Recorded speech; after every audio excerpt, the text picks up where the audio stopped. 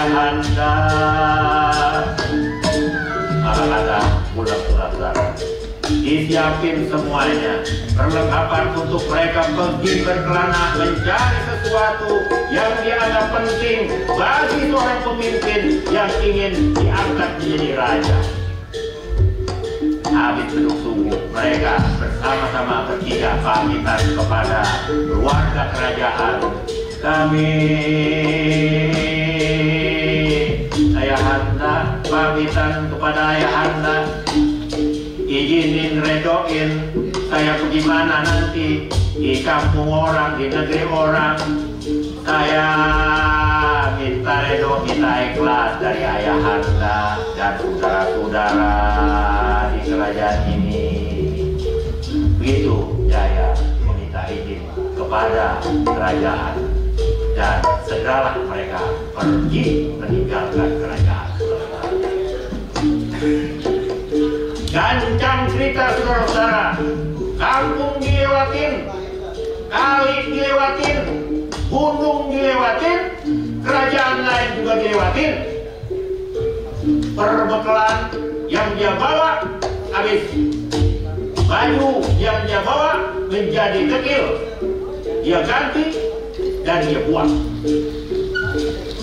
Sampai pada satu saat mereka bertiga ini karena masuk kampung, keluar kampung, mengikuti nurani yang mereka kemana mereka kudu pergi. Belum dia dapetin satu isyarat yang pergi mana kudu dia tangkap itu isyarat. Mereka jalan untap-untap, krigal-krigal, mereka kecapean, lagi pas musim panas, perbekalan sudah habis, mereka kelaparan.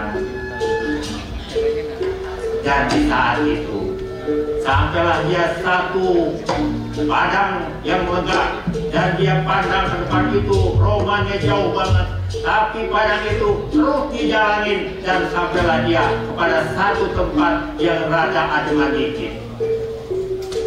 Ya kakanda, ini kita udah sampai di ini tempat, tapi bagaimana kiranya apa yang kita dapetin dari perjalanan kita ini, kakanda, kakanda, kita sudah habis-habisan begini. Begitu kata Punta. Tapi serentak dengan itu saudara-saudara, adiknya si Jaya, yaitu Suta, tiba-tiba nengok ke belakang dan dia lihat di sono ada satu pancoran. Yang dia lihat lagi mancor dan dia buru-buru teriak kepada abangnya, kepada adiknya, kakanda, adiknya, aku melihat satu pancoran yang mancurin air, yang penting, yang kita lagi kehausan, cobalah kita ke sono. Dia lari, tunggu, buka, lari, ke pancoran itu. Buka, melihat abangnya, dia juga lari ke sono dan dia buru-buru nyobar kalau itu kolam, ke itu danau yang ada pancurannya, dan dia mandi, dia minum sepuas-puasnya, saudara-saudara. Si Jaya yang melihat adik-adiknya lari kenceng-kenceng langsung nyebur di itu satu yang ada pancurannya, mau nahan supaya hati-hati, tapi kagak keburu. Adekku, adekku, adekku, tapi sudah keburu dia nyebur ke danau itu, ke setu itu, dan minum sepuas-puasnya. Sudah, kata cerita Bulang, itu ternyata si Suta sama si Punta habis minum itu air sepuas-puasnya, dia menang. Waktu si Jaya nyampe ke itu setu, dia lihat adiknya, dia menangis. Ya adekku, Suta dan Punta, kenapa engkau kagak pikir panjang? langsung aja engkau tubruk itu kolam, engkau tubruk itu setu, engkau uyuk itu airnya. Aku yakin adekku, ini tempat pastilah ada yang ngurusin, ada yang ngerawat, tapi kita kagak tahu di mana orang yang ngerawat itu. Adekku, sekarang engkau begini nasibmu. Aku sedih karena kalau engkau mati, bagaimana akan aku ceritakan kepada ayahanda kita yang garap-garap kepada kita, adekku.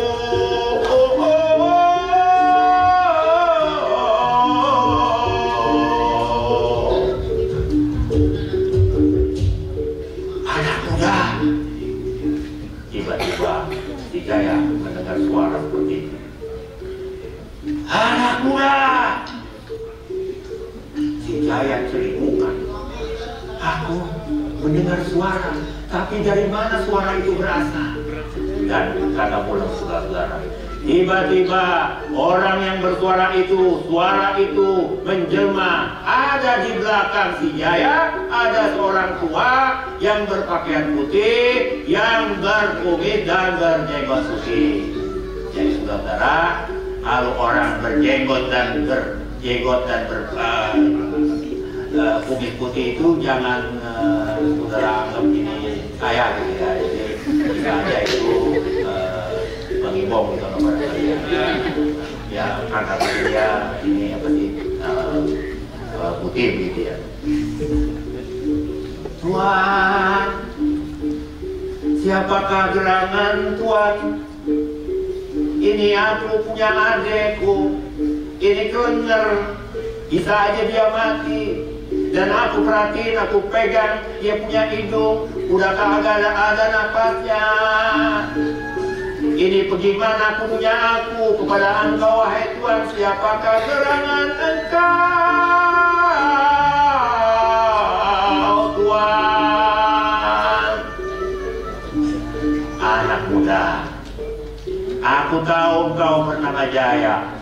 Dan adik-adikmu itu yang sekarang romannya dia udah mati, itu bernama Kunta dan Suta. Dia mendapat hukuman karena dia meminum mandi di sini kagak pakai perlu permisi, kagak minta izin lagi kepada aku yang menjadi penunggu dari kawasan ini. Ya Tuhan, hamba mengerti. Mohon kiranya izinkan hamba meminta izin kepada Tuanda supaya adik hamba ini sadar kembali dan tidak mati. Begini, aku punya keinginan, bisa saja dia hidup, tapi kamu yang mati. Bagaimana? Tuan, kalau aku pikirin Tuan, ayahanda aku mempunyai 3 orang anak. Kalau aku yang hidup kemudian aku pulang, berarti dia kehilangan 2 anak. Wahai Tuan, tentu aja kesedihan ayahandaku Maharaja. Terlalu berat dia kehilangan 2 putra yang dia sayangin. Aku rela, aku redo Tuhan. Aku saja yang menggantikan dia. Engkau tolong hidupin lagi ini adekku Suta dan Kunta. Aku menggantikan nyawaku menjadi orang yang mati, wahai Tuanku. Oh begitu. Aku melihat engkau sebagai seorang yang penuh kebijakan, wahai anak muda Jaya. Maka aku minta engkau sekarang ambilin air itu melalui ciduk ini dan kamu minumin lagi kepada adik-adikmu itu yang 2. Dan singkat cerita saudara, seudahnya diminumin lagi sama air danau sama air setu itu, dari air pancuran itu, maka kata bulan si Jaya, si Suta sama si Kunta bisa bernapas lagi, dan dia keheranan.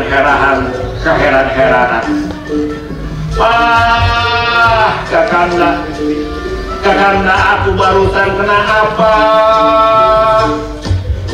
Aku kagak ingat. Aku seolah-olah ada di mana-mana. Jiwaku kagak kenal siapa diriku. Apakah aku mati? Apakah aku belum mati?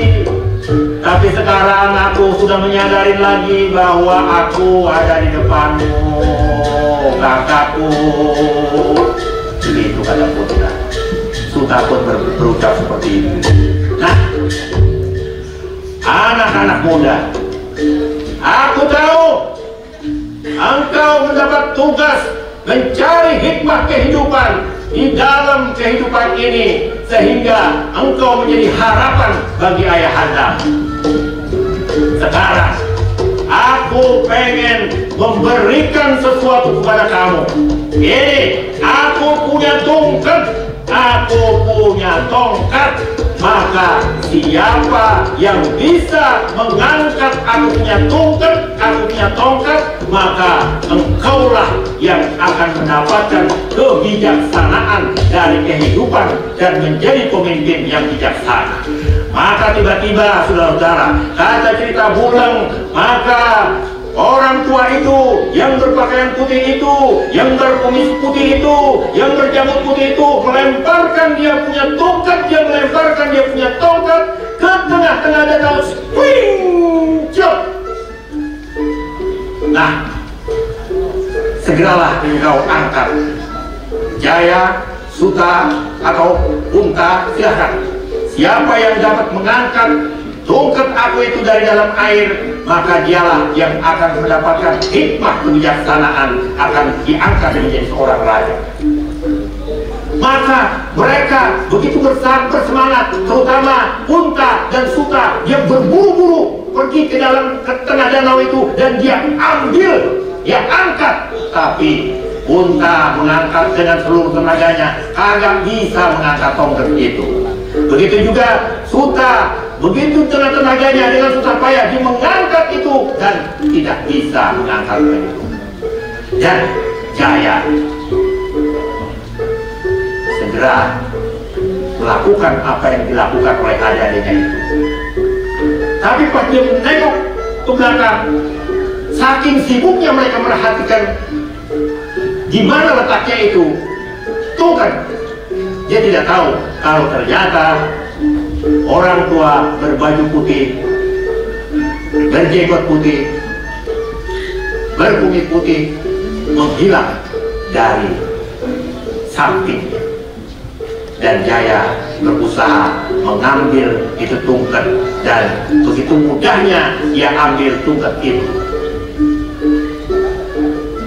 Abangku Kakanda Jaya, kami berdua memang sebagai adik, ada yang songong, dan sekarang ternyatalah bahwa engkau yang dapat mengangkat ini tongkat dari kakek tua tadi itu. Dan aku mengakuin bahwa engkau memiliki kemampuan hikmah kebijaksanaan. Aku nurut kepadamu apa yang engkau kepengenin, kakandaku Jaya. Adik-adikku, mari kita pulang, kita melaporkan apa peristiwa yang kita dapatkan hari ini kepada ayahanda kita. Maka saudara-saudara, kata Bulang, saudara-saudara, pulanglah mereka bertiga. Tapi untuk itu saudara-saudara, Bulang sampai di sini aja dulu. Kita nonton apa yang akan ditampilkan dalam cerita renung kali ini, saudara-saudaraku. Nah, saudara-saudaraku, kupas kelapa jangan dibelah. Kalau dibelah tumpah airnya. Kalau ada kata dan ucapan yang salah, mohon kiranya dimaafin dan dimaklumin saya. Kita saksikan Renung